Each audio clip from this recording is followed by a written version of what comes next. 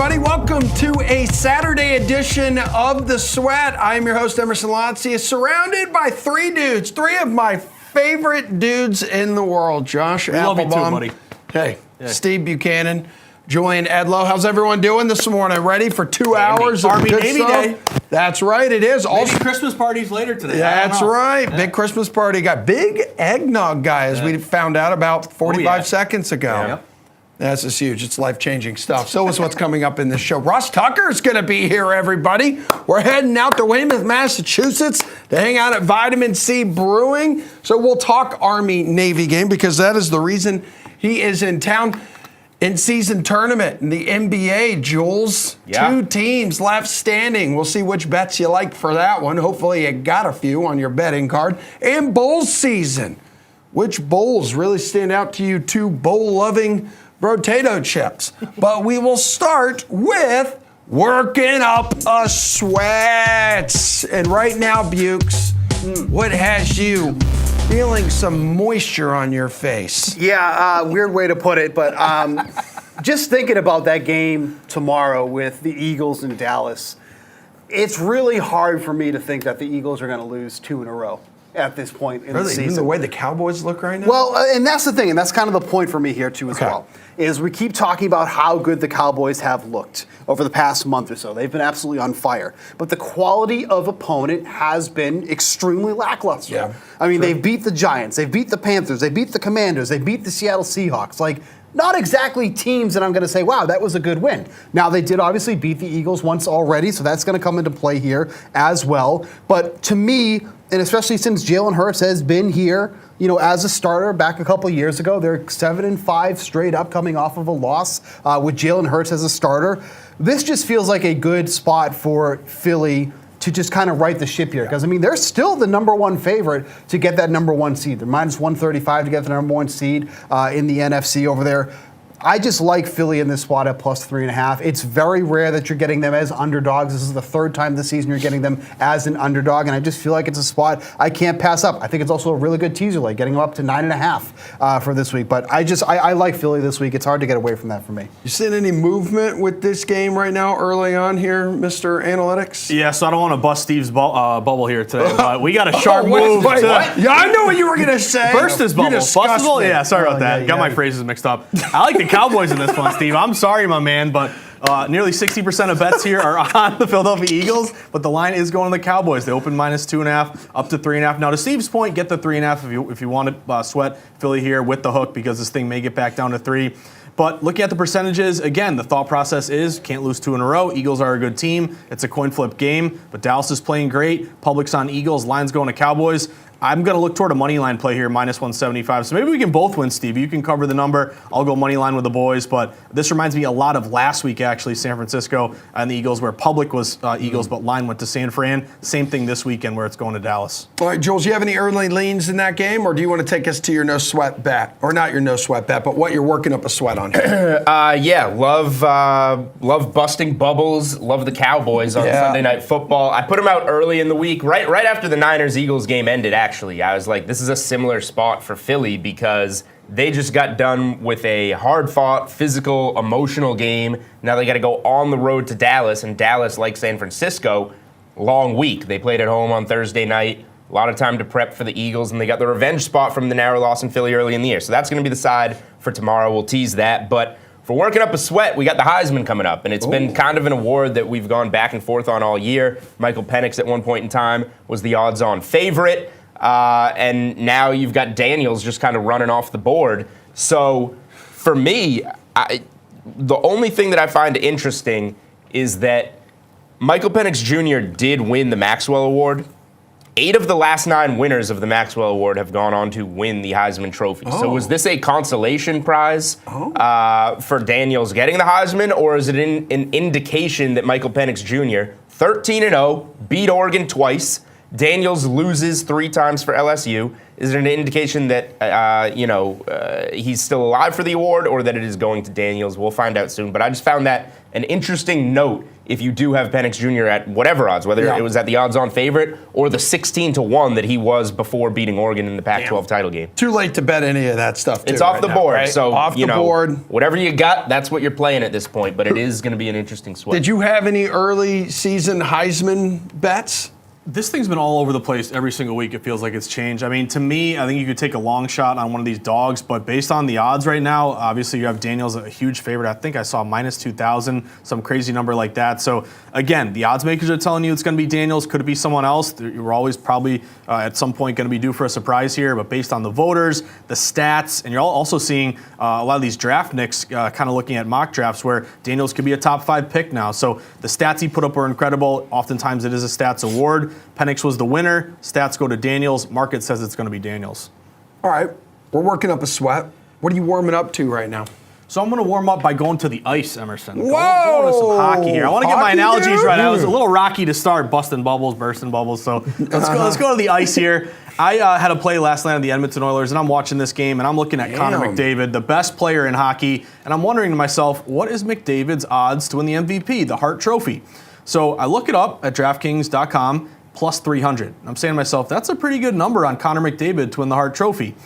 I think it's a great time to play him right now to win the Hart because if you remember, Emerson, Connor McDavid was like almost a regular, like a pick'em play, minus 105, plus 105 preseason MVP, but he got hurt. He missed a bunch of games. Edmonton played very poorly to start the year. Then they fired their coach. They're getting hot right now. They've now won 6 straight games. Connor McDavid in his last 6 games has put up 18 points. He's now got 9 goals and 25 assists, 34 points overall. He's only played 22 games. Everyone else has played nearly 30 games. So McDavid, I think, is right now the time to pounce on him. He's playing great. You have Pasternak and Hughes, Kucherov there a little bit behind him. But if you got the best player in the world at plus 300, and if he stays healthy, hopefully, and this new coach continues to give him a lot of looks offensively, I think that 300 could be plus 200, plus 100, could flip to a minus number. I think the time is now to strike on Connor McDavid plus 300 for the Hart Trophy MVP. Bro, you're a big hockey guy. A couple weeks ago, you were giving out Connor Bedard. You may not know this about me. I'm a huge hockey guy. Grew up playing you hockey. are. I love the game. I love the fact that you love the game so much. Good for you. Couple of hockey haters. Yeah, right? But you know what? You know what Steve does not hate is baseball. Yeah. Hot So stove. where's Ohtani going? Hot stove Yeah. heating up. You got to tell me, Steve. Come on. Yesterday was one of the most insane days in baseball history with Ohtani flying across the country to Toronto. No, that was a dude from Shark Tank. Yeah, Robert Herjavec. Good guy.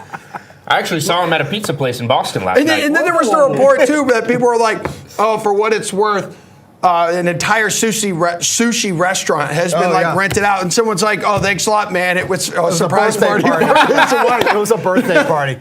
Oops. Look, at this point, It's like all signs are pointing to Toronto. Right now. Everybody is just like obsessed with being first.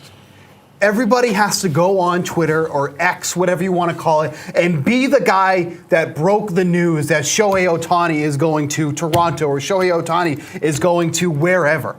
And at this point, and this has gone back last year, like we thought the Aaron Judge thing, the arson Judge thing was bad when John Heyman was like, had to be so quick that he said it was arson Judge, and then he even gave the wrong team, said he was going to the Giants. I think this actually one-upped it yesterday with, and this is from JP Morosi, who is usually solid. Like Morosi is probably one of the most reliable guys next to Jeff Passan.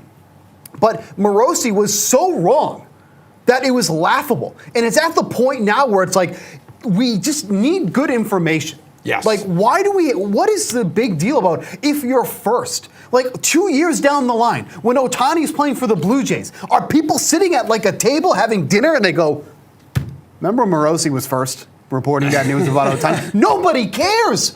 Nobody cares at this point. Like, it's just whatever. Like, and even if a guy who's not a big-time reporter, let's say it's one of the beat reporters, gets it, you think they're going to get the credit for it? No, Ken Rosenthal is going to stomp all over him and be like, oh, so-and-so, Ohtani's going to the Blue Jays. And then, like, 9 hours later, be like, by the way, credit given to this guy when nobody cares anymore. Mm-hmm. Like, you're just going to get stomped on by the big dogs anyways. But it's at the point now where it's like, unless you have solid information, just forget it. Okay. Like, don't even report it. It's pointless at this point because now, is anybody going to trust what Morosi says? He gets one thing wrong. Julian goes 6-1 in NBA yesterday. All anybody cares about is the loss. You get one thing wrong in reporting, that's all people are going to remember you for. Because when you think of John Heyman, what do you think about? I think about him Arson misspelling names, yeah. Arson Judge. Or John Soto. Yeah, there's John Soto. There's John Soto because until Ohtani actually makes his decision and it becomes officially official, Juan Soto heading to the Bronx, joining the Yankees, is the biggest move of the baseball offseason to this point. What grade are you giving the Yankees for that move here?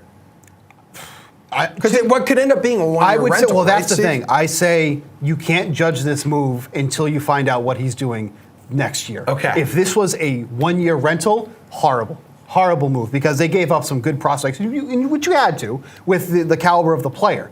But unless they re-sign him, and I don't think it's likely because if you're Juan Soto, you're in your prime and you're hitting free agency, like you're going out there free agency. You would be stupid to lock yourself up with the Yankees before you hit free agency. So I would say it's to be determined. It's a cop-out answer, but for a one-year rental, I'm not crazy about it right now. They have to win this year. Okay. They have to win this year. Right. Alex Verdugo, Aaron Judge, Juan Soto, potentially your outfield. That's a damn good outfield. It's not bad. It's not bad.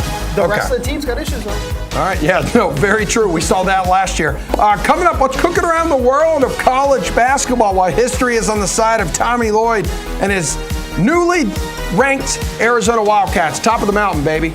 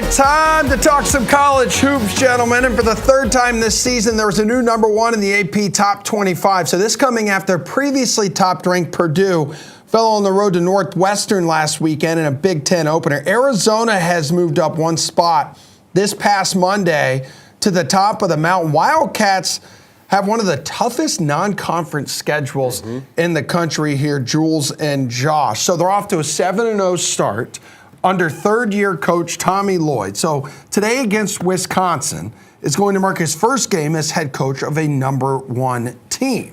Arizona holds wins over Duke, Michigan State, and then upcoming Purdue, Bama, number 11 FAU, and then Pac-12 play will start on December 29th. What do you expect to go down today when they face Wisconsin? What kind of game are you expecting here? Yeah, it's two different styles, obviously. Wisconsin more known for their slower, more methodical pace, and this Arizona team gets out and goes. How can you not like Arizona to win the game at home? I think they're a worthy number one team. The way that they've played at home, they should dictate their own pace, and Wisconsin's going to have a really tough time keeping up with that pace. The number at 9.5 has gotten a little out of hand for me. So at this point, I'm either using Arizona as a leg to a money line parlay, or I'm going first half. I think they can get out early here on this Wisconsin team, a more reasonable number. That's what I did with Marquette the other night at home against Texas. Now they did wind up blowing them out and covering everything. But getting out early, I think setting the pace here for Arizona is important. They've got the athletes, they've got the shooters. I think that they get out, by more than 5 points at half here and keep it going. Yeah, and Josh, I believe the Badgers have won 6 in a row right now, so they're rolling as well. Yeah, Badgers are playing well, and I think, to Julian's point, you expect Arizona to win this game. They're nearly a double-digit favorite, but all we care about when we're betting the spread is can Wisconsin keep it close enough to cover the number? And I'm going to take a shot on Wisconsin plus the points. Now, one thing I would mention is a 3:15 p.m. Eastern time game. Obviously, we have a bunch of hours until that game kicks off. Hold out for a 10. See if you can get the best number you can, because to me, this isn't really a sharp play on Wisconsin. It's a value play. This is one of the most heavily bet games of the day, and also it's the most lopsided game of the day. Currently at VSiN.com, the bet splits we get from DraftKings, 84% of bets are going Arizona. So again, you're undefeated, you're at home, you're obviously a team that the public loves to bet on because you have this up and down pace, you score a ton. But despite this 84% of bets, it creates an opportunity to actually go the other way. And I like to go contrarian in the most heavily bet games of the day. So can you get an inflated line? Can you get a 10? The one thing I like about Wisconsin as well, Emerson, is that Ken Pom, he only has Arizona winning by 6 points. So that's a pretty good edge to me. If the number one analytics guy has a 6-point game and you're getting 9.5 or maybe even 10, could be some value there. Only 16% of bets on Wisconsin. And again, I think if Wisconsin is going to cover this number, they can't let Arizona score 100 points here. They're averaging, almost 90 points a game. What do we know about Wisconsin? Every year, year in, year out, they kind of bog it down. They play defense. If you can keep this thing, if you can keep Arizona under 80 points, I think you can cover this number. First time since 1979, Syracuse and Georgetown will play, and Jim Boeheim will not be coaching the Orange here. What's a bet on your card for this game? Yeah, I lean Syracuse. This is a tough game. Georgetown at home, obviously, big game for them, but they have been really bad, really bad. They just lost by 1 to TCU. First That's year not under quite Cooley, right? as bad. Yep, Ed Cooley goes from Providence to Georgetown. He's got his work cut out for him.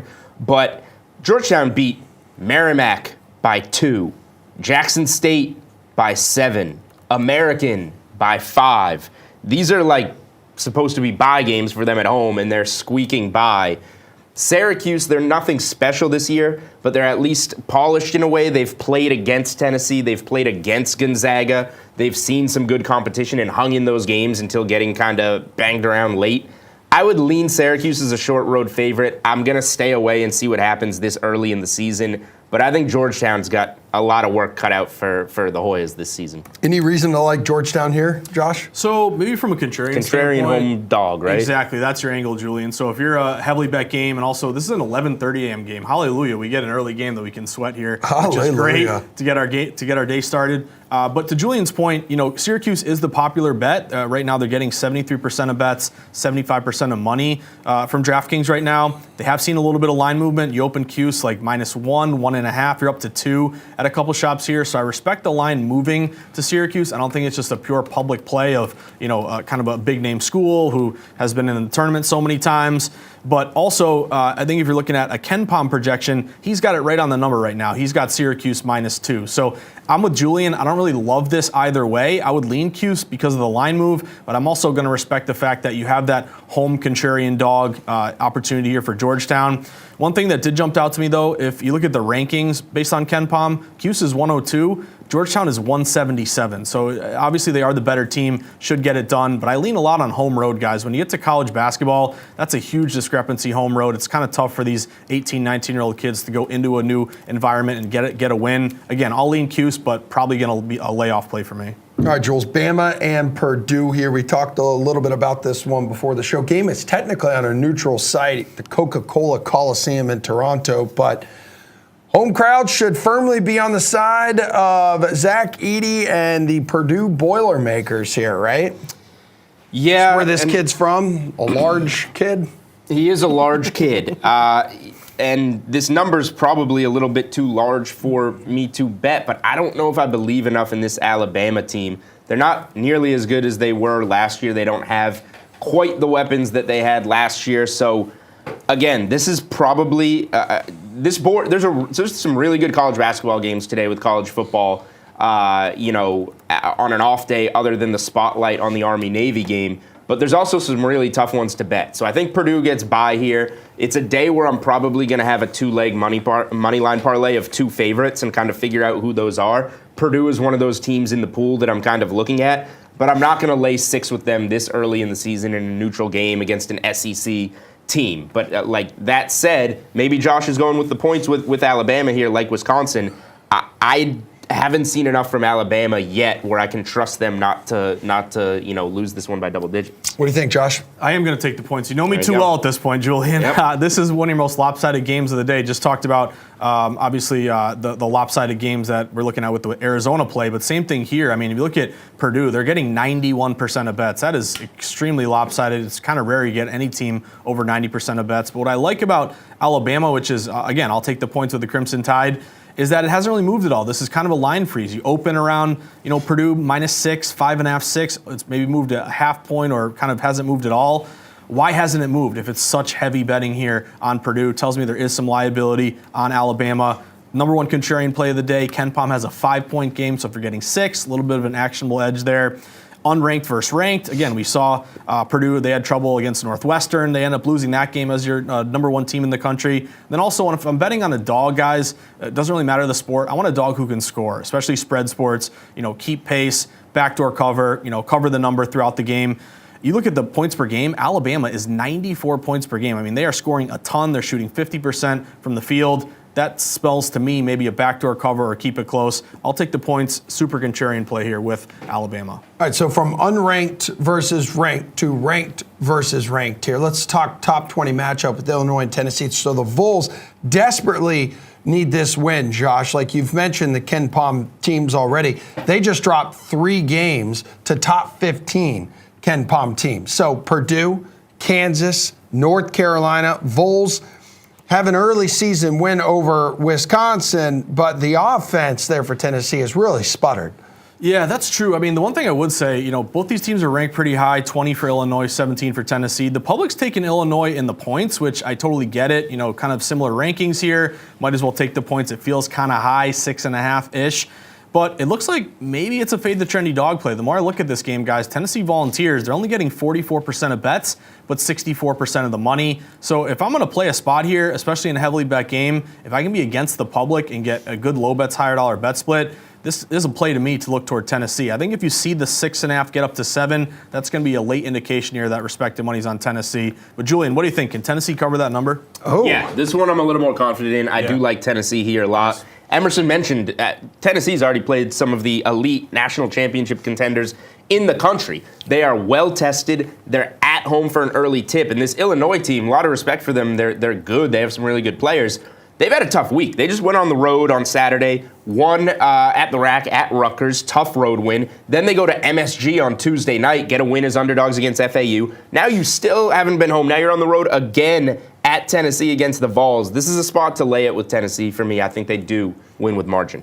Josh, Nevada Drake here, real quick. What do you got? Yeah, this one I'm looking at, it's almost a de facto home game for Nevada. It's the Jack Jones Classic in Henderson, Nevada. And I'm looking at play here to back Nevada. I mean, you look at both these teams. Nevada's 7-0, Drake's 8-1. Nevada went from -2.5 up to -3. Ken Palm's got them by 4. He's got them ranked way higher. Huge rebounding margin here. I think that's where you're going to win this game and cover, hopefully, if you're with Nevada. They're averaging 40 boards a game, only 33 for Drake. Better conference. Obviously, the Mountain West versus Missouri Valley. I'm going to go money line play here. I'll pay a little bit more of a price, but I like Nevada to win this game in Henderson, Nevada tonight. All right, gentlemen, good stuff. Guess what? We're about to take this show on the road. Little field trip to one of Ross Tucker's favorite Massachusetts breweries. He's in town because he's covering Army-Navy today, so we'll break that one down. Plus, did the College Football Playoff Committee get it right by leaving out FSU? Let's go grab a beer. Okay.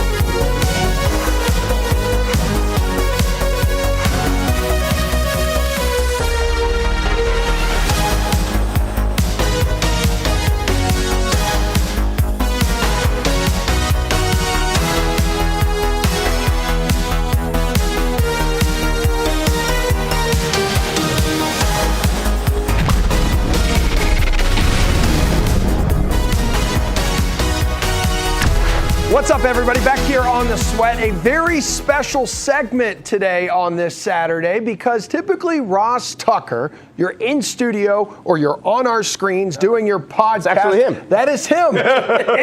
I'm really here. In the flesh, you were like, hey, let's do something different. Maybe let's go hang out with our friends at Vitamin C Brewing in Weymouth, Massachusetts. And Julian Edlow was like, sure, I'll come along. Anywho, good to have you here. Ross, good to have you here as well. The whole beer thing, though, is actually something that is big to you because there's this social media movement with you and like the show me your beer. Dude, I have two things that I don't even know how they happened, but they became a big deal. When I go to a game and I broadcast a game, I do a video of the press box food. People love it. Was it They're Tux Eats or something? Tux Spreads. Tux Spreads. Hashtag Tux Spreads. People absolutely love it, which is wild. You love eating. And then usually when I'm at a brewery or I'm having a beer, like tonight at Vitamin C Brewing, I will post a picture. I don't know what compelled me to do this.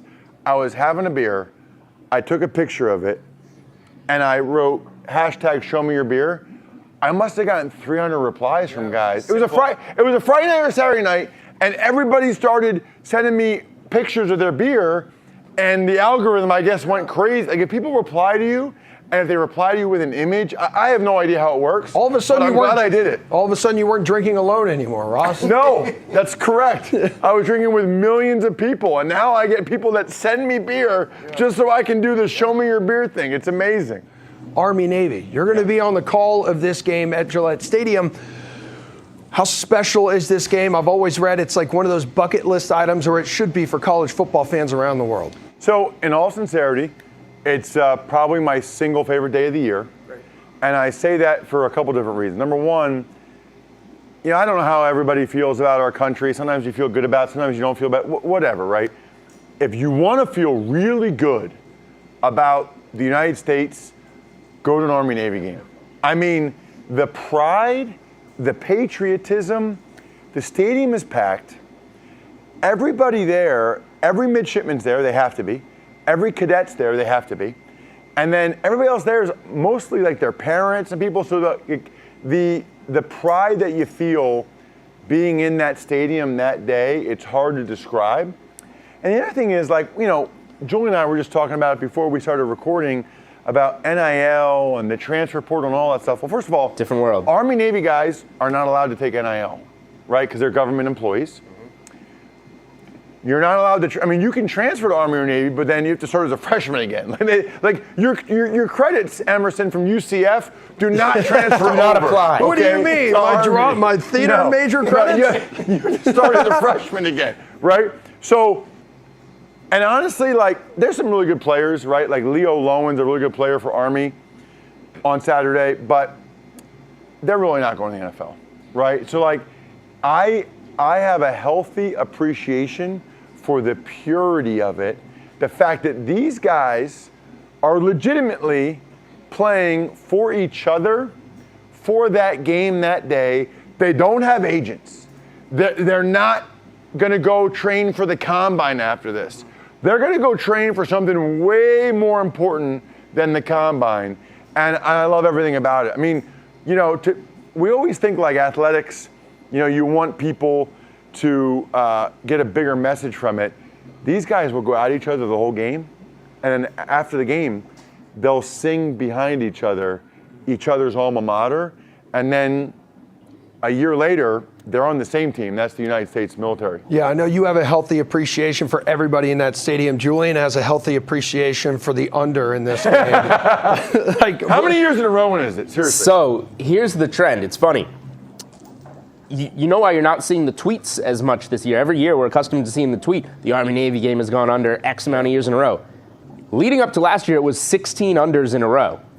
Last year it went over in double overtime. If they called the game at the end of the first overtime, the game was still under, but it was tied. 17 points scored in the extra frame. By the way, last year was the first Army-Navy overtime ever, which blew my mind away. Because every year it's like 13-10, 10-7. How did they never gone over? They've never gone to overtime before.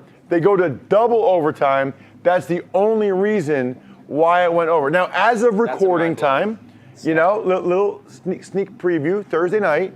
What is the over-under right now?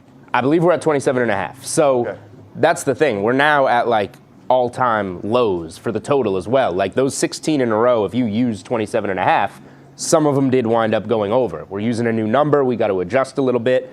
But like last year, it still stayed there in overtime. I know these teams pretty well. I would still go under. By the way, you are looking at the exclusive color commentator of the Nebraska-Iowa game on TV for CBS. The lowest total in the history of the sport of football, 24.5, and it still went under 13-10. The good news is whoever wins tomorrow, and there will be a winner, would have scored more points than the Patriots did on that field last week. That's true. And you used last week because Thursday night. But the only thing that I'll say is if, we just went to the double overtime, if you want to get out of that situation, first half total's like 13.5. You can go under there. It generally starts slow. But you just said that's the first time it's ever gone. Wait, it's not going to happen again, right? Overtime. It seems unlikely. I will say what's interesting is Army has a new offense. And they had it all year. Wow. And then the last game of the year, they broke out the old triple option for Coastal Carolina. And Coastal Carolina, you can see the coaches and players like, you got to be kidding me. And Army just smashed them for like 400 yards and beat a very good Coastal team. All right, so after this game, we're turning the page to bowl season. We're turning the page to the college football playoff. Final four teams, did the committee get it right? Or did FSU get screwed? Absolutely not. FSU got screwed? Yeah, for sure. Yeah, I mean, it bothers me tremendously. Really? Why? Yeah, well, I'm going to bother you tremendously with my response. I was going to say, I was like, I think they got it right. Well, so it goes against everything I believe in terms of a team, in terms of the goals. And even if we talk about scheduling a lot in college football, right? They played LSU at a neutral site. Number 5 LSU and beat them by 20 points. I understand the argument that they don't have Jordan Travis anymore. Okay. Well, guess what happened after that? They played at Florida. SEC team, rival, with a backup quarterback. They won by 2 scores. Then they played Florida missed a bunch of field goals in that one. And they played a top 12 team in Louisville. Neutral site again, beat them by 2 scores. So it bothers me that the committee is now grading you on how you win as opposed to just winning. And Julian's going to have an argument. I want him to put forth his argument so that, like I did at Princeton, I can annihilate it and squash it, okay? So let him put forth his argument. Just stay there. Don't go anywhere. Wait for the counter argument. I love these 4 teams. All I know is when Princeton and URI get together for a debate, URI always comes out on top. All right. I don't want to say the committee got it right or wrong because they were inconsistent and they did different things. Correct. Now, totally agree. Thank you. Why I Point think one, never admit your first mistake. Why I think they did this is because it is the last year of this before we go to 12 teams. And they just wanted to get the best college football playoff product out there. If this was 2 years ago, FSU maybe would have gotten in. That said, so they didn't necessarily do the best 4 teams because Georgia still power ranks as a top 4 team. Thank you. The question is, if you put them in, then you got to take Washington out, and now you've taken 2 undefeated teams out. Then you take Texas out. Texas I don't know is sexy, but then Alabama's draw. in, and Texas beat Alabama. Yeah. And Alabama has to be in if Georgia's in because Alabama just beat Georgia. It's just there were too many pieces to get it right this year. So here, 2 things I would say, really important. You can't argue that they did the best 4 teams because last I checked, and maybe you know more than me and Jules, but I was told Georgia would be favored on a neutral site against all 4 of these teams. A month from now with a healthy Bowers and Ladd McConkey. So they didn't pick the 4 best teams. They didn't. And then if the argument is, well, Alabama is clearly one of the best 4 and we care about style points, is everybody forgetting 4th and 31 against Auburn, who got smashed? Brother. The Milroe Miracle. Okay, by New Mexico State, 31-10 the week before. That's the biggest inconsistency to me is They're saying it matters how you win, Yeah. but they didn't care how. And this whole idea is you can't leave the SEC champ out. Hey, bro, You can if they're not one of the 4 best teams. if they lost to Auburn, they would have been out. So people make these arguments that are nonsensical. I took one logic class at Princeton, and it's my worst grade at Princeton. But I still think I could destroy all these people in college football on TV. The only thing that I'll add is that part of the criteria on the committee's website is injuries and who's healthy. Yeah. And Jordan Travis wasn't healthy. So I just think that was a piece of the criteria, and that was the piece of the criteria that ultimately kept him out. And they'll have to go to their deathbed with that. Gentlemen, either way, May it's God going to have be mercy it's on them. going to be a great playoff. Jules, it was great having you here. Tomorrow we're going to talk some NFL on this show at Vitamin C with you. So everyone hang out, the sweat's back in 4 minutes.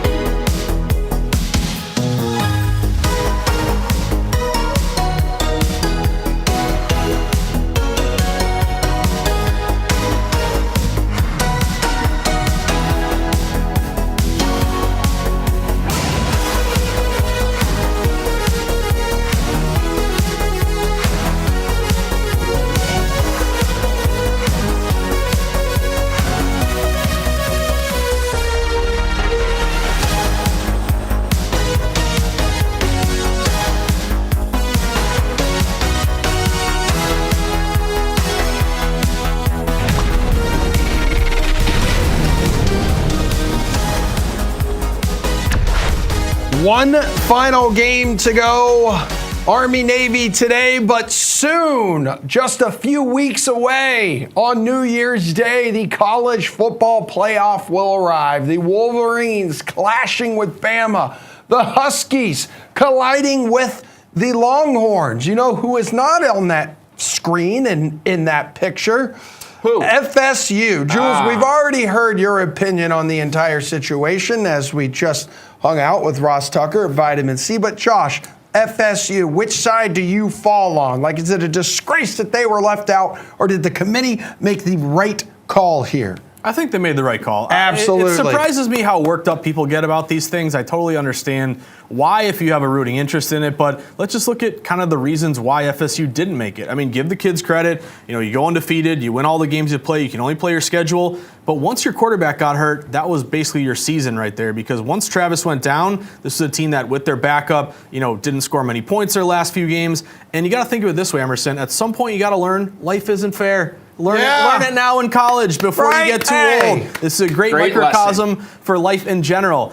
Just because you won all your games, people don't want to watch you on national television. You don't have enough offense. You have a backup, second, third string quarterback.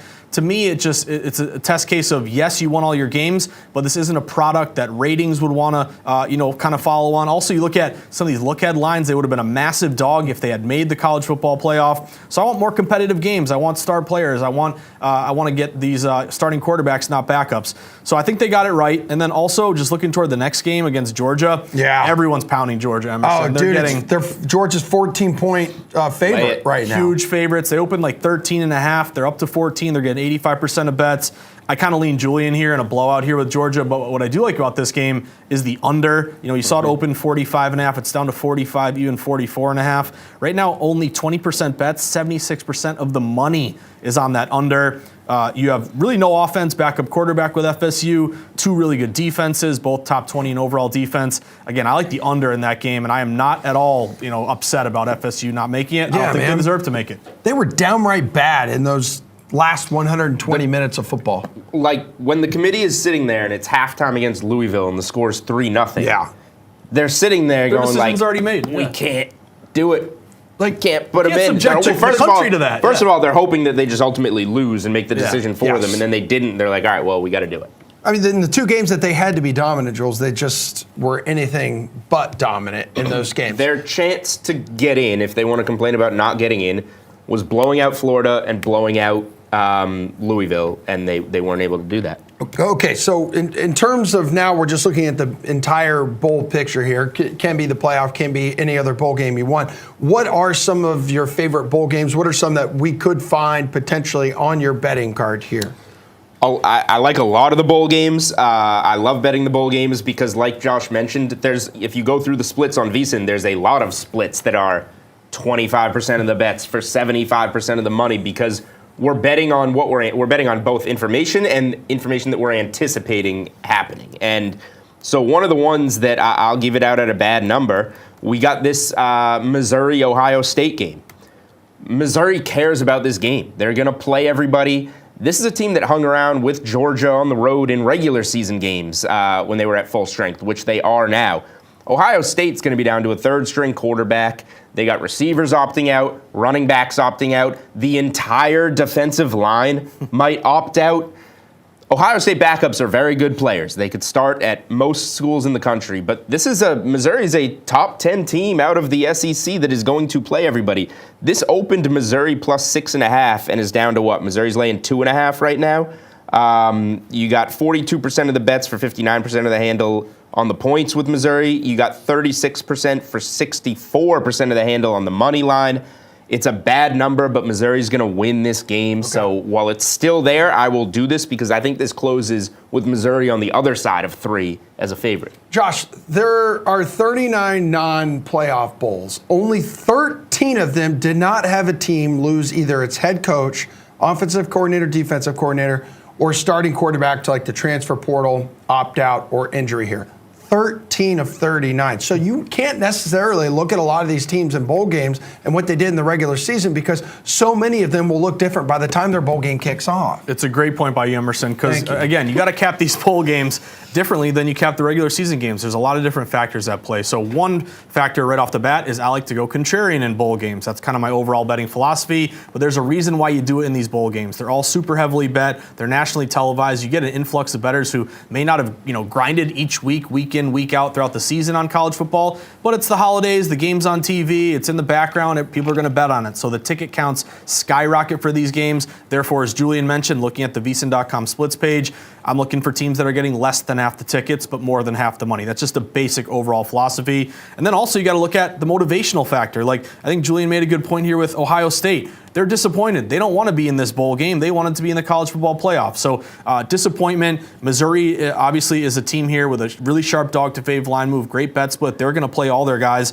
Ohio State could have a ton of opt-outs here. So I like that play. Missouri, I'll go money line here. I'll throw another one at you, Emerson. This one really jumped out to me. The Arizona Bowl. This one, to me, is really interesting. It's Wyoming against Toledo. Yeah. And what really jumped out to me here, and Julian, you might be on the same side here as me. So Missouri is my biggest bowl bet. Wyoming's my second biggest. So we're on the same page here. We are birds of a feather right here, my man, because I love Wyoming in this spot. Before you even look at the opt-outs, I think you got to, again, cap these games differently. The first thing I look at is line movement. Just what did it open at? How did it move? Right off the bat, we have Wyoming, dog to fave line movement. They went from a +1 dog to a -2.5 favorite. What's notable here as well with the bet splits, great split, only 43% bets, but 92% of the money here is on Wyoming. So we have a sharp move, we have a contrarian play, we have a really good bet split, low bets, higher dollars, but here's where it gets even better. Once you kind of look at the nuts and bolts of the game, then do some research here. Look at who are the opt-outs, are there coaching situations that are changing? Here's why I want to bet against Toledo. Their quarterback, Daquan Finn, he's entering the transfer portal. He's not going to play in this game. That's why you've seen this line go away from Toledo. Also, this is the last game for Wyoming head coach Craig Bohl. He's going to retire after this game. So if you have no quarterback for Toledo, if Wyoming's going to be motivated, because this is, win one for the Gipper, win the last game for the head coach, motivational factor there as well. Give me money line all day on Wyoming in this spot. I got him at -135. And shout out to my colleague Adam Burke at VSiN. He compiled every bowl game and listed all the opt-outs for every single team. That's going to be a page you want to bookmark, VSiN.com. Wyoming was 4-2 ATS as an underdog this season. That game's going to be on the CW network. They're getting the live golf treatment. They were Arizona Dawson's Creek after or what? Yeah. Now they are a favorite. In terms of Final Four here, guys, what is a bet you like? Is there a team? Is there an underdog you are sticking with here? Is there a total you like, Jules? So we're talking about these sharp plays in the bowls. When it comes to the college football playoff, I might be riding with the public when it comes to these games, Josh. I love what I saw out of Alabama. Man of the people. I'm always a man of the people. I love what I saw out of Alabama in that Georgia game. I know everybody does, but I really like Alabama against Michigan. Michigan had one of the softer schedules in the country. They've been through all these storylines all season. Yep. Now they're going to play an SEC team that knows how to game plan. Nick Saban, so long to prep for this game. Jalen Milroe playing fantastic, dual threat quarterback. I just don't think we've seen this from Michigan. We saw them play Georgia a couple years ago. This is a better Michigan team. I still don't think they're ready for an Alabama team coming out of the SEC. I know the public, that one opened. It was +2.5 the morning after the Georgia game. Everybody bet them down. I like Alabama a lot to go to the Natty. Giving Nick Saban and Alabama the underdog card has turned out to be not so great for their opponents. 3-1 straight up as an underdog in the college football playoff era, Josh. So totally get that. I got to respect Alabama. I think you just give them a lot of credit because when they lost that game early to Texas, it was like, hey, it's not going to be our year. We're not going to make the playoff. No, they beat Georgia. They get in there. They deserve it. Saban can play that, kind of underdog card. He usually is always the favorite. Totally respect that. All that being said, guys, I like Michigan in this game. To me, Michigan is the play. From a data perspective, if you look at kind of the way this thing is shaping up, this could be an epic pros versus Joes or kind of a fade the trendy dog play, I should say, because currently right now, and again, we have a lot of time now until New Year's Day, but as of right now, nearly 80% of bets are on Alabama. But Michigan is really pretty much staying at -1.5. Why isn't this down to a pick 'em? Why hasn't it hopped the fence to go to Alabama? To me, this screams line freeze. I have a quick question. Because, and I know we don't have much time left. Yeah. So this game is still 3+ weeks away. What if it does close Alabama -1.5? Now you have the dog to favorite, and the trends that you're using to bet Michigan today, a month away from the game, all no longer apply. They could change here, Julian. So what I would say is, because we have so much time and you're right around a pick 'em, don't bet it right now. Put it to the side. Make sure this remains an Alabama lopsided play, getting 75% of bets or more. Make sure it doesn't flip toward Alabama, and that way you'll be confident that you're still on the contrarian side. But guys, I like Michigan. Fade the trendy dog, Crimson Tide. No way, dude. Give me Wolverines. I smell a Texas donut Wolverines. bet. You're bringing Texas donuts beats in. Washington. We got I the smell a Alabama donut Texas bet. Wolverines rematch. all day. All right, Jets have a quarterback problem. It's Zach Wilson again. We'll talk about it next.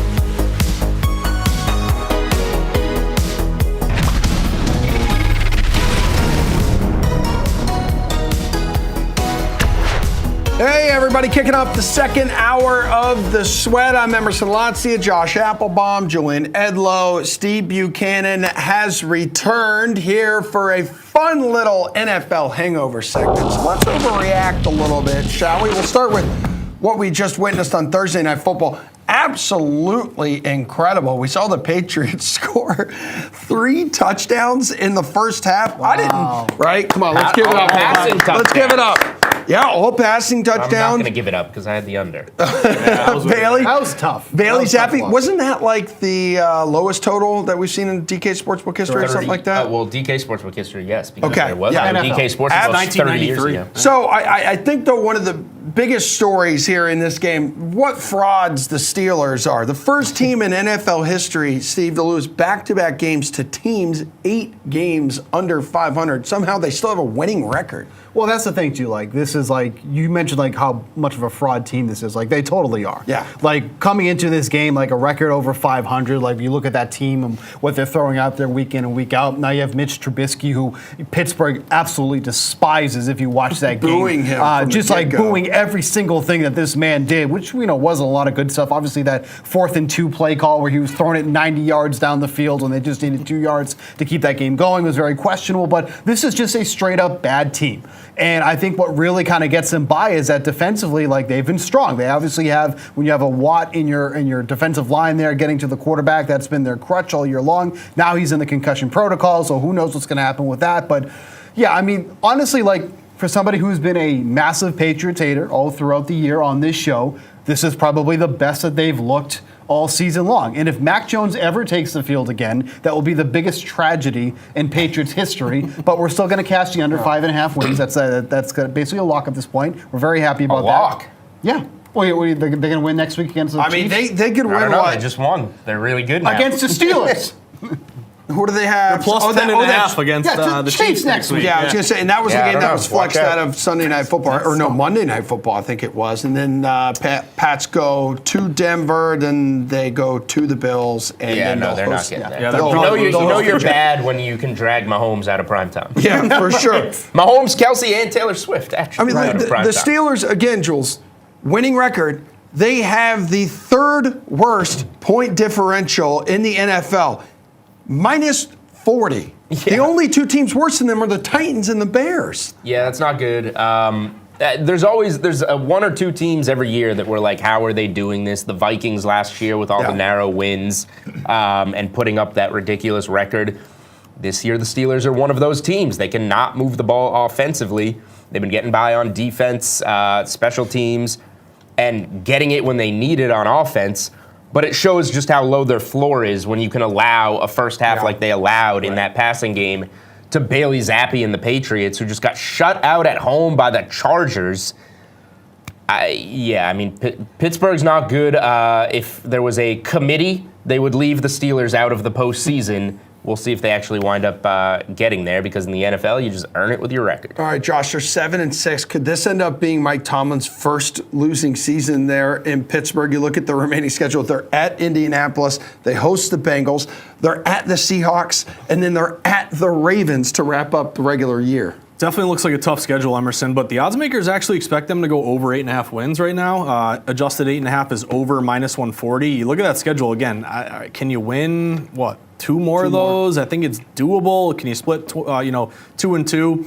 But to me, this is all about Tomlin in terms of when he's a dog versus when he's a favorite. Because, we throw a lot of stats at you on the Sweat in terms of, coach quarterback, how do they do as a dog versus a favorite. Tomlin is one of the biggest discrepancies. When he's a dog, he covers at basically a 2/3 clip, nearly 66%. When he's a favorite, he's like 42%. So to me, that speaks to the motivational factor. He can get his team up when they're expected to lose. When you even heard some of the players say last week against Arizona, they weren't ready for Arizona, or they took them lightly. So that's something you always got to keep an eye out for, kind of these tendencies, dog favorite for all these coaches. And I think in terms of the Patriots, Obviously Bailey Zappi looked really good, and you wonder why Belichick didn't go to Zappi earlier. And credit to Zappi. I mean, they cut him at one point. He was on and off the practice squad. I mean, this kid's been through a lot, still played well. And there was a great clip at when they were in the locker room, how he jumps into Bill O'Brien's arms, like, nice job, kid. And then he sees Belichick, he gets terrified. Yeah, he gives him a thumbs up and a handshake. He's like, congratulations, I coach. I want to shake your hand. Yeah. So something weird's going on there. Patriots win total still 4.5 under -200. But again, Steelers to miss the playoffs are now -220. They might go 9-8. Tomlin might keep that streak of above 500 seasons, but I think they're going to miss the postseason. All right, what's going on in New York here, Jules? Because reportedly Zach Wilson was reluctant to take back the starting job after Robert Saleh and the team was like, hey, it's yours again. Handing the job, the starting quarterback job for the Jets, back to Zach Wilson is a mistake. Is that an overreaction? It was a mistake as soon as he declined it. Like, dude, there's 32 of these jobs in the world, and you have blown this job twice. You've been benched twice, and you're now being given a third opportunity to be the starting quarterback of the New York Jets, and you're just like, nah, I'm good. I can't understand that. That is a massive red flag that it is not going to work, and now the other quarterback options were so bad that the market moved, in favor of... They waived Boyle. They're like, you're not getting it done. Well, because he had his own whole situation going on. It's a mess. I don't know. I don't know how you can bet the Jets as a side, particularly with the move in favor of Wilson. So they're back in the same spot. Yeah. Probably bet Zach Wilson interception props or Jets team total unders or whatever you want to do the rest of the way out. But massive red flag that you do not want to take back an NFL starting quarterback job. Even if it's not for the Jets, sell yourself to another team. Get a fresh start somewhere else. Steve, the Jets can't get out of their own way. It's been like it's their history. That's been the story since the 5th snap of the season for them. Yeah. Right? I mean, that's really what it comes down to here. And we've talked about it here on the show. Like, for this team, for how good they are defensively, has been an absolute nightmare for the past month. Like, you look at these teams, like, sure, they've faced a couple of offensive, like, stricken teams over the past few weeks, like the Raiders and the Falcons, who they gave up a combined 29 points to those teams. But then you have teams that have good offenses. The Dolphins put up 34. The Bills put up 32. The Chargers put up 27 last month against this team. The problem is, though, is that they don't have a choice but to go back to Zach Wilson at this point because Tim Boyle was never going to be the answer. There's actually a pretty good conspiracy video on Twitter. If you search, there's a good little thing there. Because basically it was that what Zach Wilson said maybe was taken out of context because Boyle was kind of like venting to him. And he was like, yeah, I don't really want to play either. And that's why Boyle got cut because Roger said, oh, if we have a rat, we have to get rid of it. And they think the rat was Tim Boyle is the one who let it out. So a little conspiracy theory out there in the Twitter world. I love this. So I love stuff like that. I'll go down there all day. Want to talk about JFK? Let's do it. But that being said, I just think there is no other option at this point. Like, you just have to ride it out with Wilson. I mean, Tim Boyle has never been good in his career. We've seen that when he was the starter with the Lions 2-3 years ago when he was just absolutely atrocious. So they have to do it, but I'm with Julian. Like, I don't know how you can actually bet on the Jets at any point, especially against a Texas team that's playing really well right now. Only 3.5-point favorites at this point. Like, you have to like that this week. All right, so the Jets have benched Zach Wilson. They're bringing him back. Out in L.A., the Chargers are considering benching Austin Eckler here. Is that the right call?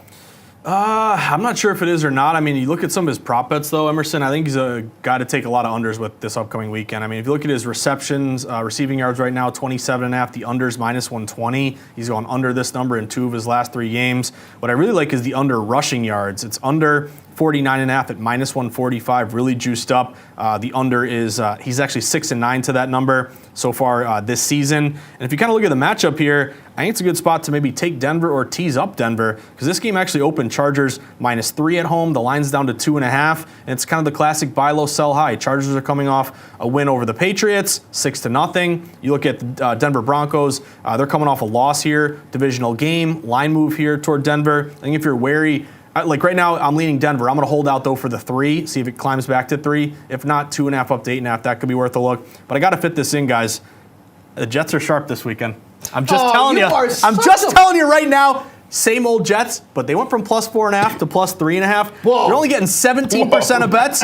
All jokes aside, why is the line going to the Jets? if they're only getting 17% of bets. Probably True just the story. stupid weather stuff that everyone's all. Well, weather could be an buddy, issue. The buckle total up fell for 38 tomorrow. down to We're all 33. weather. It's already Tomorrow's at the one. weather show. Tomorrow's the already weather there. show. Tomorrow's Don't the get weather them show. Yeah, fired don't up get it right going now. today. We still have 50 minutes to go in Jets this are show sharp, today. I'm just saying. Can I just real quick on Yeah, Eckler? go ahead. His numbers are down across the board. I think it's very obvious that he just hasn't recovered from that high ankle sprain. Like his yards after contact is the lowest of his career. It's at 2.6. He's had 3 games this season where he's averaged under 2 yards per carry. He is too talented to be this bad.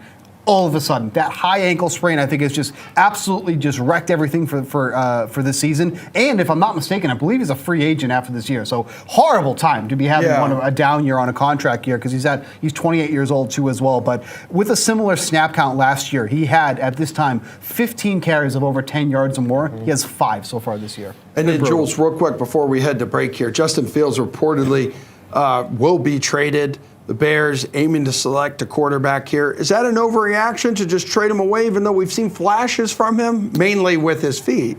They would know more internally than we do, so if that's the decision, then that's the decision, right? I think that the quarterbacks in this draft, Drake May and Caleb Williams, are probably higher upside than Fields. So it depends what they can get. We'll see what they can get for Fields. What happens if you can get him like Marvin Harrison Jr. if he decides to enter? They're going to have the number 1 pick, and then they're going to have that other top 5-ish pick, and then you're going to have whatever you can get for Fields. Like they have building blocks and they have flexibility with those building blocks. So one way or another, they'll find what they need, and it sounds like they're going for a quarterback at the top of this draft, and then build around a Fields trade in the other pick. Okay, you know what we needed around the NBA? Final 2 teams standing in the in-season tournament Vegas, here. baby. Yeah, Lakers, Pacers, 2 teams opposite end of the Hollywood spectrum. We will break it down. Jules will dish out some bets for this one tonight. Coming up.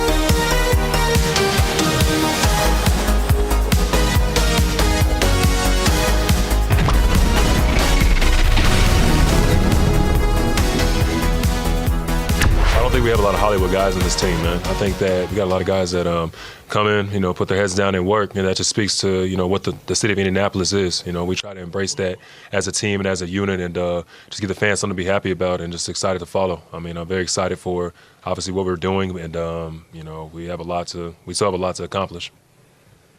Had a lot of Hollywood guys. My guy's got a suit on, no shirt. We wanted to go like the jacket, no shirt under it move today, but producer Drew, Buzz Killington, square. shot it down. Anywho, Tyrese Halliburton here, Jules, as the Pacers riding. Drew just said I don't have the body for it. No, I dude, disagree. you have a perfect body for it. I know. You with a gold chain and all that hamburger meat on your chest, I would absolutely would love get it. tangled up in a lot of my dad bod chest hair. But The let's talk Pacers, NBA yeah, let's do that. The Pacers are riding this serious high here, Jules, and then clearly LeBron James, he wants more hardware. So these two teams are going to clash tonight, in-season tournament final. It's going down in Vegas, competing for the inaugural NBA Cup. This is a David versus Goliath matchup. I don't know, like if you're Adam Silver, could you have asked for a better final two teams here? Because you're getting like the young kind of rising stars, right? With the Pacers and then LeBron James and Hollywood on the other side. You could have asked for a better matchup. Celtics, Lakers, Bucks, Lakers. Yeah. Those would be better. This isn't awful, though, especially with the way like Halliburton's been playing. No, I mean, it's a good matchup. The Pacers have been an exciting team. So for me, this matchup, and again, I got a side, I got a dog in the fight. We're going Lakers here, laying the 4. 2-unit play. I put it out on Twitter. The only way you're getting the NBA bet today, watch the sweat. Here it is, Lakers -4. Wow. The reason being, LeBron has decided that this matters. And when LeBron decides it matters, then that changes things. He's going to play, the way that he would play in the postseason, really. And I don't know why necessarily, but he is determined, for his legacy. He has the championships, the MVPs, whatever. 20 years down the line, maybe people are going to say, oh, this guy's got 3 rings and 2 in-season tournament wins. We don't know how this is going to be treated. It's all new. So he wants to win the inaugural in-season tournament, get the inaugural in-season tournament MVP, win $500,000, get all his teammates $500,000, and have this be part of his legacy. So I trust that. I think the Pacers at some point on the big stage, maybe they get a little bit, of, I don't want to say, regression into what they've been at times this season. Lakers play defense. I think that comes into play here. So I'm laying it with the Lakers. I think that if they want it and they play their best game, they are going to get this one. I mean, Tyrese Halliburton has taken things into his own hands, too, He's like been on fantastic. the other side. Like the NBA scheduled the Pacers here, Jules, for only one nationally broadcast game the entire season. So dude was like, okay, I'm going to go nuclear in this tournament just so the world can see actually how fun of a basketball team we are. I have nothing but respect for the Pacers, what they did beating Boston and Milwaukee to get to this point. They've been really impressive. Tyrese Halliburton has to be in the MVP conversation. They are cashing overs at a legendary clip because they have the best offense in the NBA and the worst defense in the NBA. And I think when you have that poor defense against LeBron and Anthony Davis and those guys, and you have a team in the Lakers that will play defense against that offense, that's ultimately what is going to, be the difference in this game. Has this in-season tournament worked? Like the reason that... Yeah. Okay, so would you consider it like a success too? Like you're a huge NBA guy here. Yeah, it's an easy yes. LeBron and did it do is a buying, good job bringing in like more of the casual fans? Yeah, LeBron is buying in. Damian Lillard has come out and said why it was important to win because some of the guys on the team make X amount of dollars and getting $500,000, that could double their salary for the year, change their lives.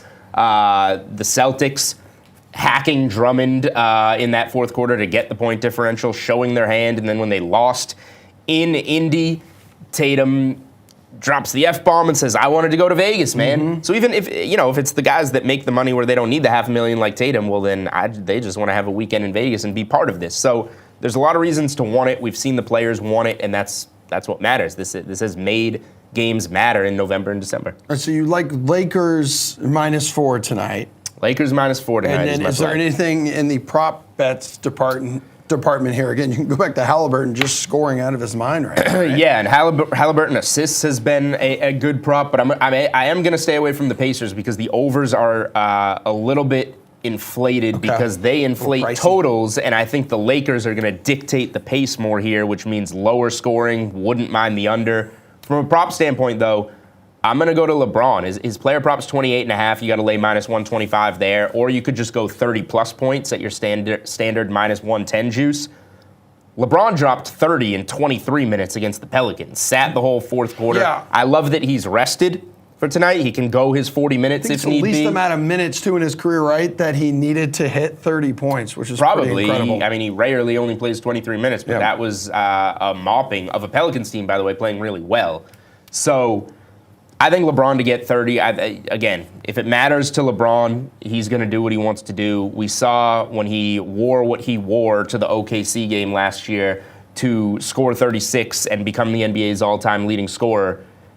If he wants to get 36 in a game, he'll get 36 in a game. If he wants to dominate this game and win the first in-season tournament, I think he's going to do that. So LeBron overs for me, particularly in the points department, to be in the neighborhood of 30 or more would be the way that I would play this from a prop standpoint. All right, Pacers have been one of the more surprising teams, one of the more exciting teams around the NBA. Give me another big surprise on your NBA card here. Just watching the NBA through the first month or so of the season, 2 months of the season. I don't know if there is much of a surprise because the betting market went from 42.5 wins to 44.5 wins, but the Oklahoma City Thunder are playing really well. We knew SGA was going to be in the MVP conversation. He was there last year. He's a fantastic player. But the other pieces around him, Jalen Williams from Santa Clara is developing into an NBA star. They have a lot of good role players, like an Isaiah Joe, who's like a late first-round pick, bounces around the league. He's a big part of that team as a role player. The big surprising piece to me, I didn't see this from Chet Holmgren. I thought Chet Holmgren was going to be a role player, I don't want to say bust, but like not the star. It's like, oh, do you want Chet Holmgren or Wembanyama? Like, oh, Wembanyama. And I still would clearly go with Victor Wembanyama. But I didn't think Chet Holmgren would be playing as well as he has. He's been putting up big numbers and wins against the Warriors like they got last night. Devastating failed cover with that last possession. But nonetheless, I think the way OKC is playing, they're a player in the West. I don't think they'll ultimately get there, but they are building their way towards becoming a annual contender in the Western Conference. Is there a player or a team you would consider the biggest disappointment up to this point? The biggest disappointment to this point, I mean, the Bucks have been disappointing because they can't figure out their defense, but the question is, will they get it together by Does that have anything to do with bringing on Damian Lillard here? It has to do, I mean, it has to be a part of the factor, but like it's not like Lillard's buy-in isn't and losing there. Drew Holiday. Well, yes, losing Drew Holiday. Now your defense is suffering. Interesting. So, Milwaukee could certainly be better. It looks like the Warriors, everyone outside of Steph Curry, has lost a step. So we all do as we get older, right? Yes, okay, thanks. But I think that Golden State, not as much of a player to win the Western Conference anymore. And then, I don't know, like the Pistons they got bet over last season, and they obviously let down. And then it's like, okay, new chance. Healthy Cade Cunningham, are you going to have a good season? You started 2-1. You are now 2-20, I think. 19-game losing streak. That is not that there were expectations really there. Hard to do. It's very hard to do. They're chasing. How the hell do you do that? They're chasing the all-time NBA losing streak. Was it 26 in a row or something? I don't even remember. I think it was high 20s. I don't even remember. So like a weird stat where like for 30 games in, it's like the longest losing streak at least through like 30 games or something. At one point, they were 2-1 this season. So they started strong. It's like, okay, we're going to build something here. We're going to be a team that can, be in the mix for a play-in spot in the East. No, you are going straight to the basement with no chance of getting out. I think that, they're going to have a tough time developing their players in Detroit, put it that way. Who do you like right now for MVP? Like Embiid's coming off another monster game last night. At least a couple days ago, Jokic was leading the league in assists, rebounds, and points. Like, that's unheard of. Yeah, I think the contrarian take here is that maybe this will be the season that we get away from the centers and the battle, the MVP battle that's been going back and forth. Okay, so outside of the two big beefy dudes, who is it? Yeah, I think that Tatum at 10-1, his odds have shrunk since preseason. Tatum's going to get one of these years. He's going to get one. Is this going to be the year? I think Tatum's not a bad bet, and if you want to go more down the board, I think Devin Booker eventually is going to have a crack at it. So those are two guys if you want to go down the board. I think Luka Doncic is overpriced every year. Okay. He's amazing. So plus 450 right now. Yeah, he's ridiculous. He had a 30-point triple-double in the first half the other night. Yeah. But I don't think he's going to win. I think he's got a few more years to go before he gets to, I would put Tatum ahead of him in an MVP race. All right, good stuff, man. Hang out because I know you're going to really love this NHL segment here. When we come back, the history the LA Kings are making and chasing and the team standing in their way tonight.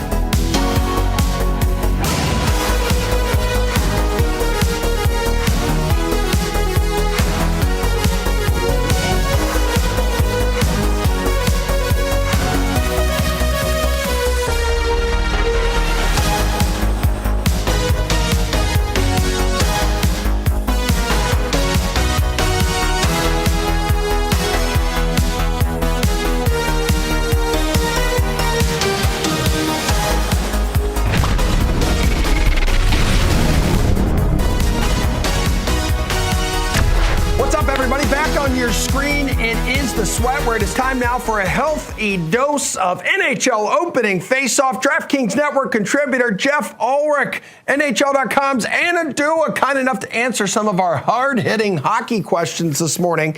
And for anyone watching this show who hasn't completely bought into the LA Kings this season, may I suggest you start doing so. Thursday night, they set an NHL record with 11 straight road victories to open a season. Jeff, I'll start with you. Their unique ability here to win on the road has to make them an even bigger Stanley Cup threat, does it not? Yeah, no, absolutely, man. I mean, I think the Kings are just built well for potentially a playoff run as well. I mean, you look at what they do good. I mean, they're really strong on the penalty kill. They're extremely good at creating chances 5-on-5. Obviously, they've improved their goaltending this year, which has been a big issue for them in the past. I think that could still be, if the Kings do take a dip, it could be a net, but certainly a team that is this good on the road. I mean, it's a little bit unheard of. Obviously, we haven't seen a team do this since 06, but the Kings are kind of clicking on all cylinders right now. You don't want to get too high on a team this early in the season, but yes, the fact that they are this good away from LA certainly heightens their chances come playoff time. Joanna, how do you feel about LA making it 12 in a row on the road tonight against the Islanders, huh? I like LA in this one. I'm completely on the Kings wagon right now. I think they're probably the most overlooked team in the NHL while being simultaneously the strongest team in the NHL. All their players are performing to insane levels. And it's not even just the big guys that we talk about all the time, like Anze Kopitar, Drew Doughty. It's like Trevor Moore is having himself a heck of a stretch right now. He has 3 points, 2 goals in his past 3 games, shots on net every night. I said Adrian Kempe is the most underrated player in the entire NHL. I stand behind that because this guy's like an elite player. He's an elite hockey player, and you can see that with how good the Kings have been to kick off the year. Yeah, and Jeff, no one's been more phenomenal for this team than former Oiler Cam Talbot, too. That has to be great for you, huh, to see that success? It's always great to see a guy who could be in the nets for the Oilers right now, making saves on another team. Just another extremely good decision by the Edmonton Oilers franchise, almost as good as when they traded Taylor Hall for Adam Larson, and nothing else.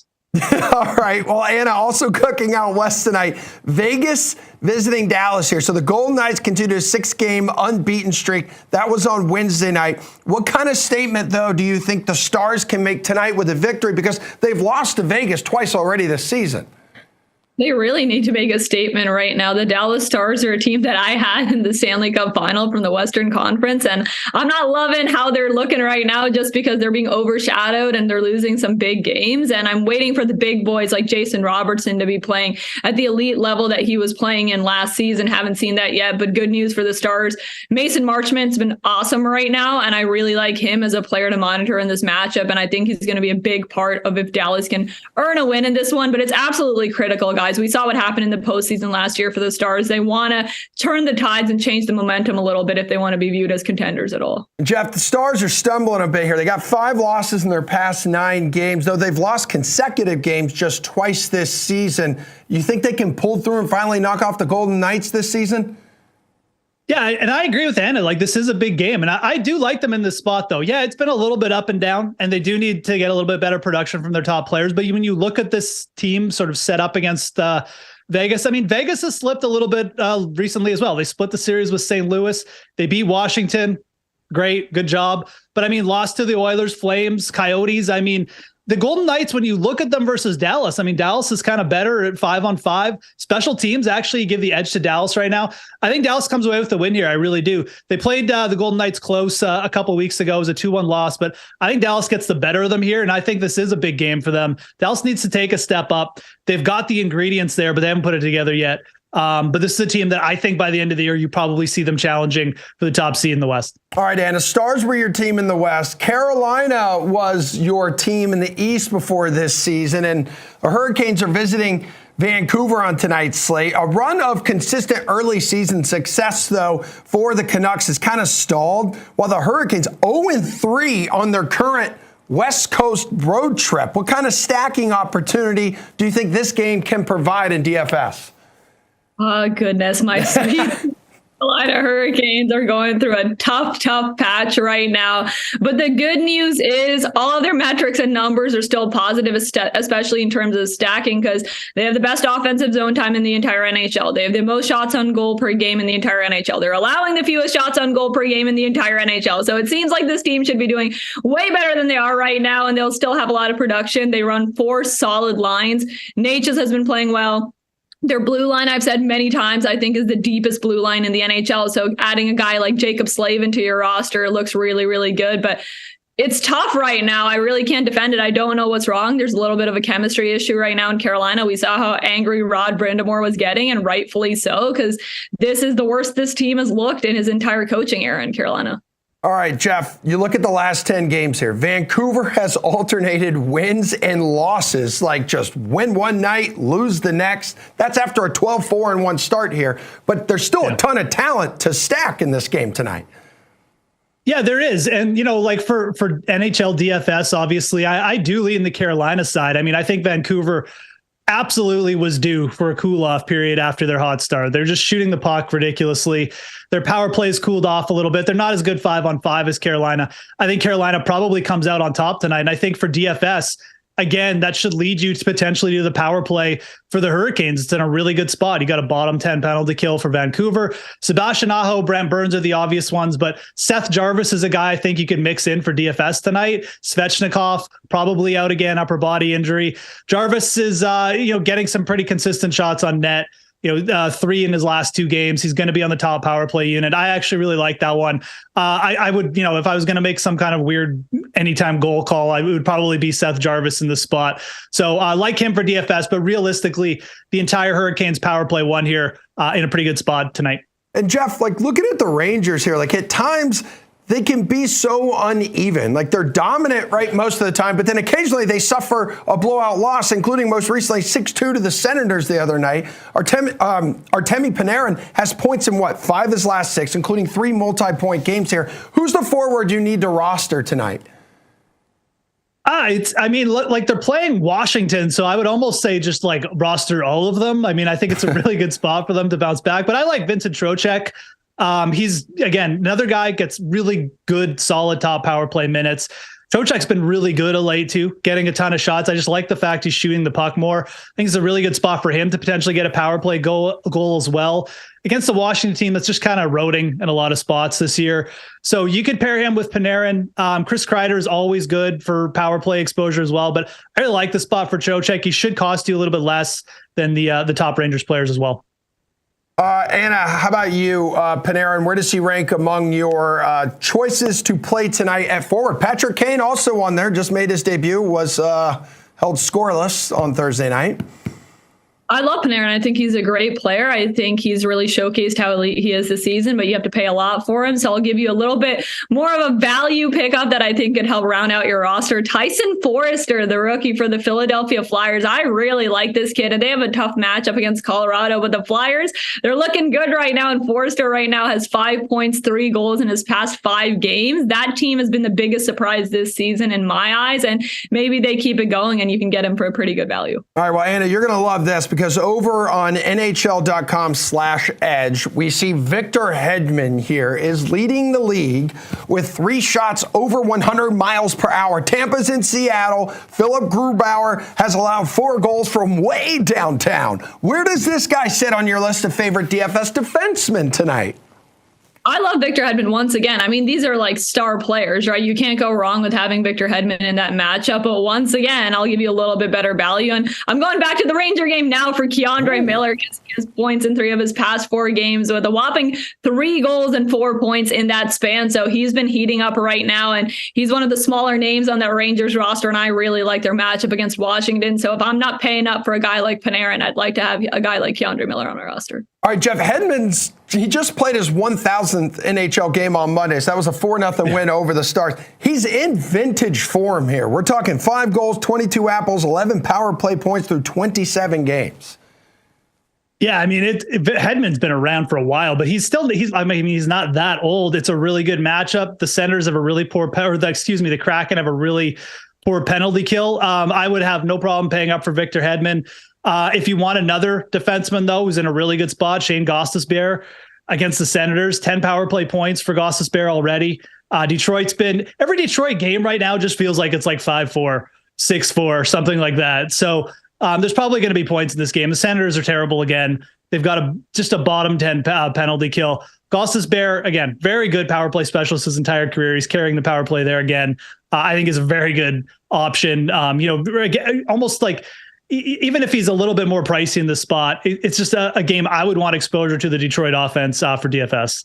Yeah, and again, we'll see Patrick Kane take the ice for the second time with the Detroit Red Wings in that one. Anna, Jeff, appreciate it. Your job here is done. We're going to be wrapping up the program with some no-sweat bets coming up, plus a fun little healthy dose of NFL high or low on Chris Olave getting ready to cook today. We'll discuss after this break.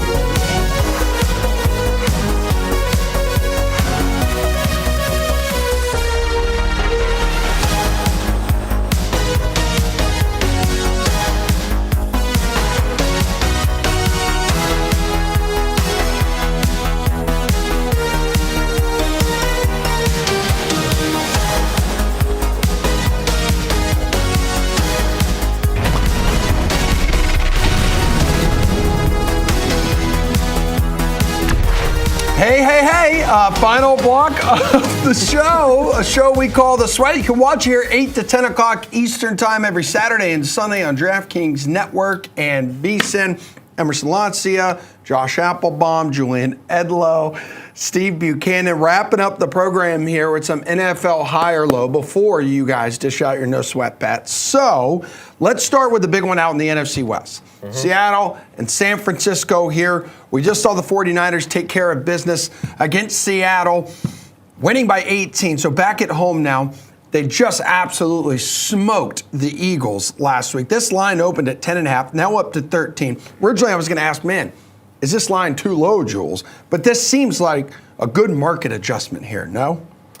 Yeah, I mean, the Niners are probably going to take some public money after how they looked, and then you have Seattle's quarterback situation kind of up in the air. This is a stay-away game for me, but like if you want the betting angle here, the betting angle is that you fade the Niners after the week where they go play one of their bigger games, more meaningful games, probably the meaningful game of the regular season to them. They go, they prove a point. Now you're coming home, you got to get ready for a division team that you already beat on the road this season, and they're getting a lot of points. So, this would be Seattle or pass for me, as much respect as I have for the Niners. And I do think this Niners team is going to, one seed or not, wind up coming out of the NFC. It's not a spot where you want to be laying points with the Niners, especially with the growing number. It is worth pointing out, Josh, that the Seahawks have been solid on the road this year as they have covered 4 of their 6 games away from Seattle. Yeah, you give them credit, obviously, what they did against the Cowboys. I mean, the Cowboys are a big double-digit favorite. They kept that thing close. They had an opportunity to win that game. Their offense starting to click a little bit here. But, man, it's hard for me to bet against San Francisco right now, guys. If you look at the bet split on this one, it kind of looks like San Fran is taking in their expected money. It's basically 50-50 down the middle. Public doesn't know what to do. Anytime I see a 50-50 bet split, I immediately say, is there a line move? Because theoretically, in a vacuum, line shouldn't move at all if the tickets are even. However, San Fran opened as low as minus 10.5, 11 early. It's all shot up all the way now to minus 13. This thing is continuing to creep up. And San Fran has had the number of Seattle recently. They beat them 31-13 on Thanksgiving. In that postseason game last year, they beat them 41-23. So I think this is rising for a reason. It's fishy. It's only 50-50, but it's moving so much. Believe it or not, I'd lean on laying the points with San Fran here. All right. What do you feel like doing here, Steve? Is this line too high or too low? I mean, you want to talk about how different this line was when DraftKings Sportsbook first dropped the lines back in July.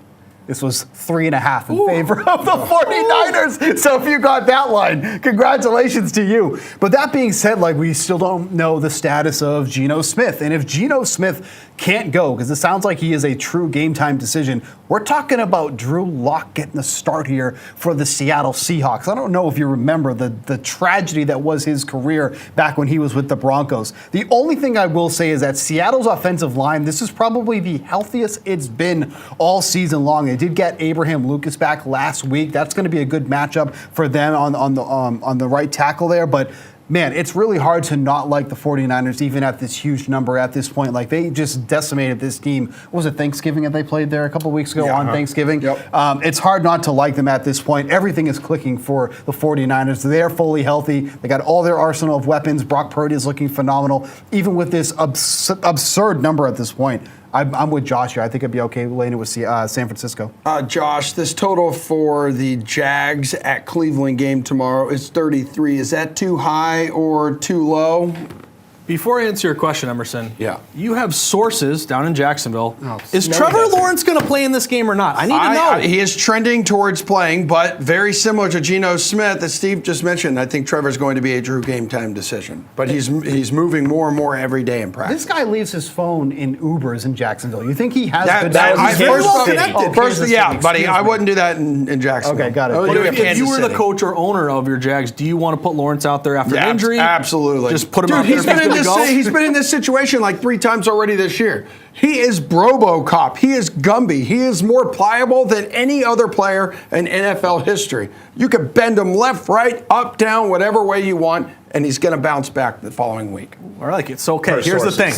I need a concrete status update on Trevor Lawrence before I bet this game. I mean, hell, what about the quarterback situation with the Browns too? Like, That's we true. don't know if it's Flacco. DTR or Flacco. Yeah. Like, just seems kind of really messy with this game. And I don't know what the weather's looking like, Josh. There's some crosswinds here, Steve. I know we're going to save the weather for tomorrow, but we have seen a total that's really tanked here. Obviously, Lawrence is a big part of that, but as high as 38, down to 30.5. You've seen the money move, obviously, toward the Browns here, thinking that Lawrence may not play. They open as a short dog, ain't they? Or like +2, +3. They now flip to -3. Only 40% bets, 57% money here in their favor. So, again, to me, one of my rules when I'm betting the NFL is I don't want to bet something if I don't know which quarterback is playing or not. So let's give it another day. We'll see where it's at tomorrow. As of now, it continues to go toward the Browns and toward the under. Too high, too low, Bukes. You can't say. You don't even know who's playing in this game. So to say like it's too high or too low is nonsense at this point because we don't know the quarterback on either side. Like I will say, like I don't think there's much of a difference if it's DTR or Joe Flacco. I think that's pretty even. You think that there's that much of a difference? Flacco was not the reason the Browns lost last week. I Flacco agree with played that. pretty well. I think Flacco's an upgrade over DTR. Okay. And then we have the quarterback situation on the other side. So, yeah, it's a hard question to answer right now. Well, Jules, we know Derek Carr's going to be playing for the Saints tomorrow. And in terms of Chris Olave's receiving yards prop, currently 67.5 here. Really hasn't mattered who's been under center. This guy's been absolutely mashing this season. So would you say 67.5, maybe too low? I would like it more if it was Jameis. Just based on how these guys are playing right now. That said, I still am not afraid of it at this number. It would be an over or pass for me on Olave. Olave's just been the guy. He's getting open. Whichever quarterback's there, they are looking for him. And the matchup, obviously, plays into their favor here. We've seen, rushing props generally are where you're looking in this matchup. But this is expected to be a closer game than I think a lot of people think. I think that's what the number tells us. And yeah, they will be throwing the ball, and Olave's going to be the prime target. So this would be over a pass for me. Too high, too low. I'm with Julian on this one. I'd lean a little bit over. I mean, look at what Olave's done the last two games. He's had pretty much the two best games of his season thus far yet. Caught 7 catches, 114 yards against Atlanta. He had 5 for 119 against Detroit. Remember, he was banged up at one point. So he's playing really well. The over-under is 67.5. It's -115 both sides. One thing that really jumped out to me, though, is if you look at Carolina's pass defense, they're actually allowing the 4th fewest passing yards in the NFL. That kind of shocked me. I didn't expect to see that. But it is true. They're pretty good against the pass. I'd be a little more confident in Alvin Kamara, though. I think if you're targeting a pass catcher, Kamara over 35.5 receiving yards is juiced up -120. So boom, odds makers are making us pay a higher price, I think, for a reason. And you look at his last two games, he caught 7 for 50 against Atlanta, 6 for 58 against Detroit. Maybe get some dump offs, you cash that prop bet. I'd lean Kamara over Olave over 35.5. Is the Panthers' pass defense actually really good, or are they getting blown out and getting run on late in games and deflating the passing numbers a little bit? Both. Yeah, I think combination. It's a bit of both. Yeah. All right, no sweat bet time. Bukes, you are up, my friend. So doing notes for the show last night. Oh, wow. Felt like, wow, Bengals 2.5. Congrats. Your homework. Congrats. Thank you. Nice. Thank you. I said, wow, Bengals 2.5. I'll take that. Wake up this morning. Now it's Bengals -2. We had like a 4-point flip overnight, but that's fine. Like I like the Bengals a lot in this game going up against the Colts in this one here. I mean, you look at Jake Browning. Like I feel like that he has been probably one of the better backup quarterbacks that we've seen get inserted into an offense and look good. And he's got his full complement of weapons here. Like we got T. Higgins back last week, and he was really spreading the ball around quite well. So going up against a Colts secondary that is pretty average at best, I think this is a great spot here for the Bengals. I think both these teams are going to be going back and forth a little bit here. But yeah, if you look at that game against the Jacksonville Jaguars against that secondary, he had an 87% completion percentage and a 94% adjusted completion percentage, which shows balls thrown on target. I think he's going to have a good game here against the Colts as well. Mm-hmm. Great. Go ahead. Biggest Josh. game of the day. Army-Navy. Big matchup here at Gillette Stadium, not far from our studio, and give me the under in this one, guys. I love this play. Steve, I know you're a big fan of betting systems. The ultimate betting system, Military Academy unders. We talked about this last week. Ridiculous. Both teams run the ball. They never throw it. They practice against the run, the triple option. When you run the ball, you chew up the clock. It leads to a ton of unders historically. We've seen this total fall 30 down to like 28.5, 28 at this point. And we're still getting a sharp reverse line move to this under. So give me the under Army Navy 28.5 ideally. Jules, bring us home here, big man. A lot of college basketball. I wish I could get one in college basketball. I like taking the points with Washington at home against the Zags. I like Auburn in a good spot. I like Tennessee in a good spot. Ultimately, this is a really tough college hoops card, so I'm going to go back to our NBA segment. We're laying it with the Lakers. LeBron's going to raise the hardware in Vegas tonight.